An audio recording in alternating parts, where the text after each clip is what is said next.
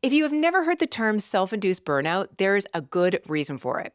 I just made it up, but it is something I've been thinking about a lot lately. Because when we think about burnout, particularly in the context of work, but you can put this in any context, we think about somebody who has worked themselves to the bone to the point where they have nothing left to give. And when I think about that, as it relates to the many times that I found myself in burnout in my life, it doesn't really fit the bill because I don't really think about myself as an overworker.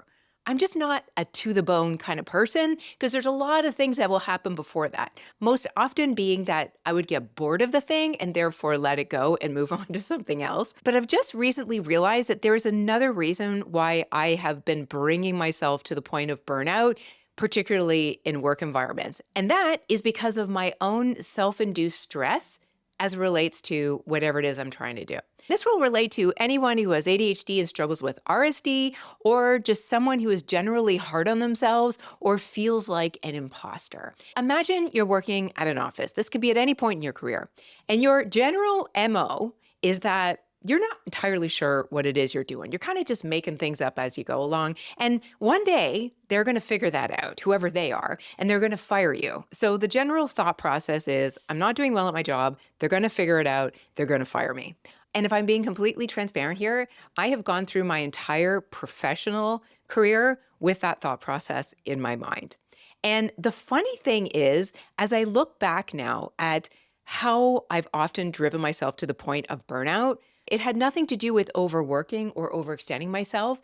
It had to do with that thought narrative and how it played out internally, both physically, mentally, emotionally, and from a productivity standpoint. And if you can resonate with what I just said, and I think a lot of you can, stick around because I'm going to break down exactly how that thought process manifests in our body and brings us to a state of chronic stress, marinating in cortisol, and just generally feeling so fraudulent about our place in whatever said job we're in that it drives us to burnout and very often actually quitting our jobs prematurely until today. So let's get into it. And y'all are in for a treat because I have gone ahead and created this masterful piece of work just to show you exactly what happens in the brain and body when you OD on your own self-criticism. So it all starts out in the amygdala, which is your body's fear center and part of that limbic area of your brain. So whenever it perceives danger, whether it's a physical threat or if it's an internal threat where we're berating ourselves and saying, I should never have said that. These guys are going to fire me. I don't know what I'm doing. That's where your amygdala goes off. So your amygdala then calls up its buddy, the hypothalamus. Consider this your grand central station of your brain. So your hypothalamus then sends a hormonal message to your pituitary gland. Your pituitary gland then sends a different hormonal message down to your adrenals through your bloodstream, right? So all of that activity initially starts in your brain, but then through the bloodstream, it comes down to your adrenals, which sit right on top of your beautiful kidneys right there. You like that? And from there, you start to flood your body with cortisol and adrenaline. Now, this entire process, which is known as your HBA axis, is self-regulating in the sense that once you've flooded yourself with cortisol, your body will then send a feedback message back up to the brain saying, okay, we're all good on the cortisol front. You can shut this off now. Unless, of course, you are constantly in that state of stress. And over time, what happens is that the sensitivity of this feedback loop starts to blunt so that you are constantly swimming in cortisol, which leads to that feeling of being tired and wired, having brain fog, and just not being able to function properly. So that's what happens for you both in a stressful moment and over time. And the other thing to keep in mind is that as your blood flow is busy pumping cortisol all over your body, it is taking blood flow away from the prefrontal cortex, that really important area of your brain that helps you with task initiation and follow through and just thinking clearly in general. So now that we have an idea of how this plays out in our body, let's apply it to some real world examples using my own career. I was in communications, so I wrote a lot of things for executives that they would send to their teams or their department. And anything that I wrote was usually, checked and edited by my boss before it went out. And some of those bosses would just kind of look at things and say, yeah, that sounds good, off you go. And Other bosses would be those meticulous ones that would want to redline everything and just literally take whatever you've written apart. And of course, being someone who's sensitive to rejection, that would always slay me. The minute I open a document and see all of these corrections that I have to make, I literally think to myself, why am I here? They should have just wrote the damn thing themselves. And then that would take me into a performance spiral. Like, I should just quit right now because clearly I am useless at what I'm doing. So that's one scenario. And then there's other scenarios like being in, let's say, a meeting with a bunch of your colleagues and we're all joking around about something. You offer your little joke, but it just kind of doesn't land well and nobody laughs. And all of a sudden, you like literally die on the inside and you can't think of anything but that situation for the next 48 to 72 hours. Like literally, you just want the ground to open and swallow you up. And again, those situations can create a real stress response within your body, not only in that moment, but for days or even weeks afterward. It's also blocking blood flow and oxygen to the prefrontal cortex. So you're not only feeling stress, but you're also incapable of planning or thinking or executing on anything because there's nothing happening up here in the area of your brain that you need to be productive and execute on things. And this is where we get to the burnout part, because as human beings, we can only tolerate that inner emotional tornado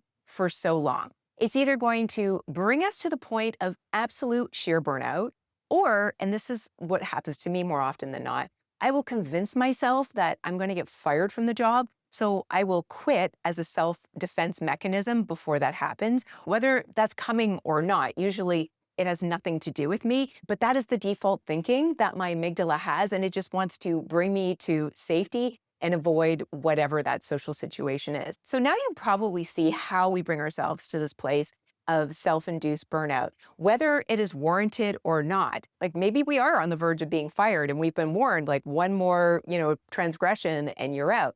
That's one thing.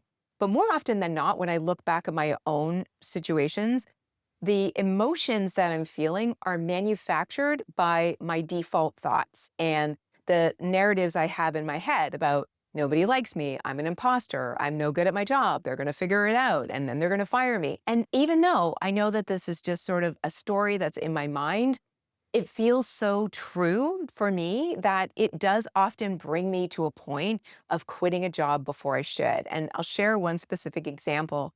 When I lived in LA, I was working for a utility company and I had this feeling like on the regular, I felt like somebody's going to find out that I'm an imposter and I don't really know what I'm doing. Like half the time I wasn't even doing anything because it wasn't a very busy job. I just had this feeling on the regular that somebody's going to call me out and I was going to get fired, to the point where it just became unbearable to work in that job.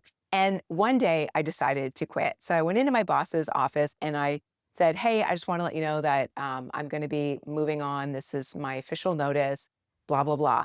And I remember her expression just being like, "Ugh."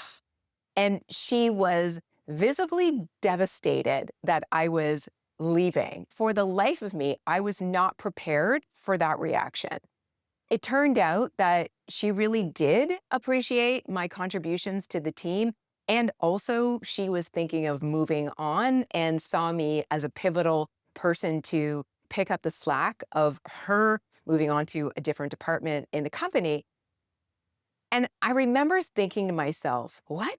Like that just did not compute with the belief that I had that I was not doing well and that somebody's going to figure it out and let me go anyway. So let me just quit before they get to that. And that was the first time that I realized just how damaging that narrative that I had in my own brain was in terms of my life, my relationships, my work, and how I handled situations. And that if I did not start to work to alter these stories, I would continue to repeat that pattern again and again. And I would love to tell you that that was the last time that happened, but it wasn't. It happened again, like about 10 years later in another entirely different role where I was just feeling very impostery, like these guys are all meant to be here. I am not meant to be here. They're going to figure out that I am not as smart as them and I don't really care about my job as much as they do.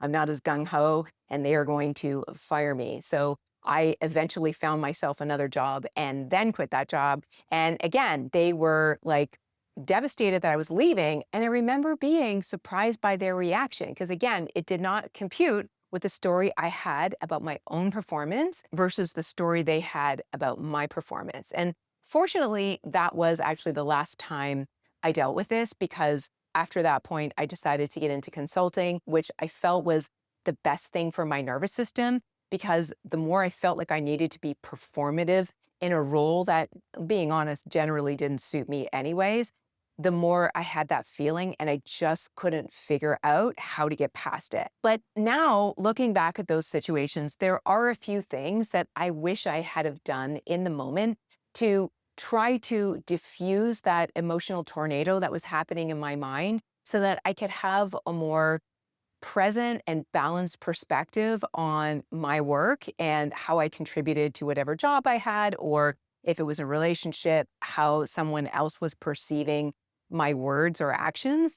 And I think the first part of it is to realize what's going on. And I really hope that by sharing my own experience, I have given words to what you might be feeling in certain situations as well.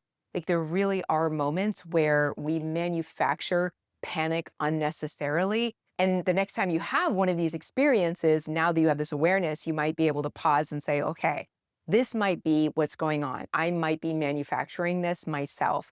And then the very next step that is so important, and you're going to roll your eyes at this one, but it's so true, is self-compassion. Because once you're aware that you might be manufacturing this panic for yourself, self-compassion is the only thing that is going to ground you in the moment so that your HPA axis doesn't start firing cortisol all over your body and your nervous system doesn't either go into fight or flight or fawn. So now that we know how we play a role in our own self-induced burnout, you might be wondering, well, that's great, Karen, but what do we actually do about this? So the first piece is a mindset shift, especially for those of us who have this sense of imposter syndrome, where we look around, everybody else looks like they know what they're doing, only we don't. And at some point, somebody's going to figure out that we don't. I think that's a really common feeling for a lot of human beings. So from the outside, it may look like everybody else has got it figured out, but we are all just making life up as we go, right? Like there is no guidebook for any of this. So if you're getting open heart surgery, I definitely hope that your surgeon knows what they're doing. But for the rest of us that are just sort of navigating our way through day-to-day life, it is okay to sometimes feel like an imposter because we're constantly being challenged to navigate new and sometimes challenging situations all the time. So to normalize that feeling and know that we all feel that way sometimes is really disarming. And to know that even though other people may look like they have it figured out, they're all feeling the same way on the inside. I take comfort in that at the very least. So that's a good reminder as a first step. The second thing is something I learned from Jen Sincero. She's the author of You Are a Badass, and I think this is where she wrote this. Instead of thinking that, you're an imposter and that somebody's going to figure you out and call you out on it, instead accept the fact that you feel like an imposter and say to yourself, I wonder how far I can get away with this. And when you flip it that way, it almost gamifies it because it gives you your power back. All of a sudden, you accept that you don't necessarily know what you're doing and you're just kind of making this up as you go along, which is life for all of us. And also, it gives you the power to continue moving forward with a sense of curiosity rather than I'm about to be found out. Because the reality is that all of us are feeling the same way.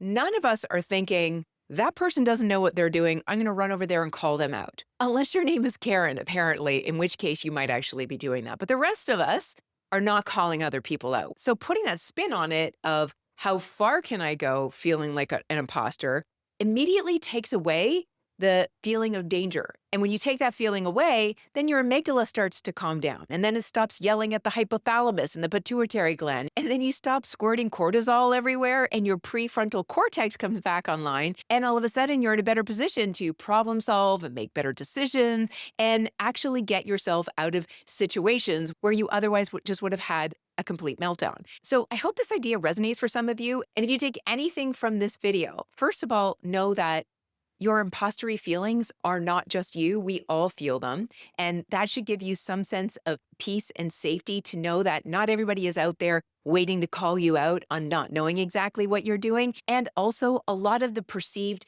fear, rejection, and judgment that we feel is exactly that, just perceived. So before you do something that you can't reverse, like quit a job that you shouldn't have actually quit because you thought you were going to get fired, maybe these tools will come in handy in those moments when you need them the most. So, on that note, guys, thanks so much for listening, and I will see you in the next episode. Bye for now.